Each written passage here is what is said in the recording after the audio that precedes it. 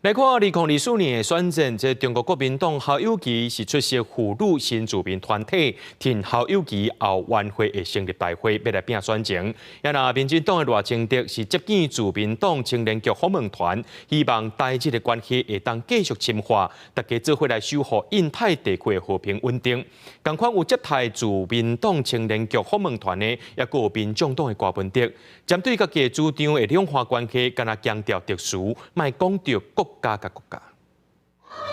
支持者换口号表达支持国民党总统参选人侯友宜参加妇女新住民团体挺后后晚会成立大会，要继续友台选情，抢攻妇女加新住民的票。每一个人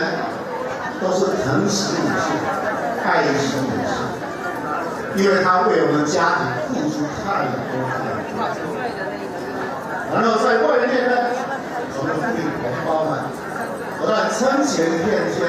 民进党总统参选人副总统赖清德是接见日本执政党自民党青年局访问团，致辞时阵不只讲到彼此人民感情愈来愈密切，也强调双方目标一直创新权，希望深化合作，共同维护印太地区和平稳定。那更重要的是要共同合作，维护印太的和平跟稳定，那么带给这个区域的国家，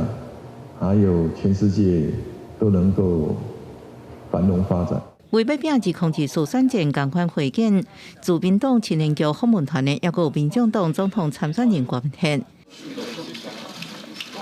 自民党青年局长林无宪福送予郭文哲一本传统的七头米剑玉。访问团成员阁特别表现一个，郭文哲是向访问团讲伊的政治理念。我们非常强调正直诚信的，所以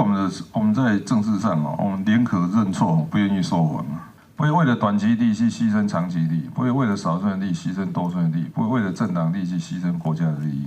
不过，郭文哲第20专访的时阵透露，已经过身的前总统李登辉捌传授伊绝招。被问到两化关系时阵，只强调特殊，真少讲到国甲国的部分。不过，互媒体追问的时阵，郭文哲煞低调，无愿意多讲。记者综合报道。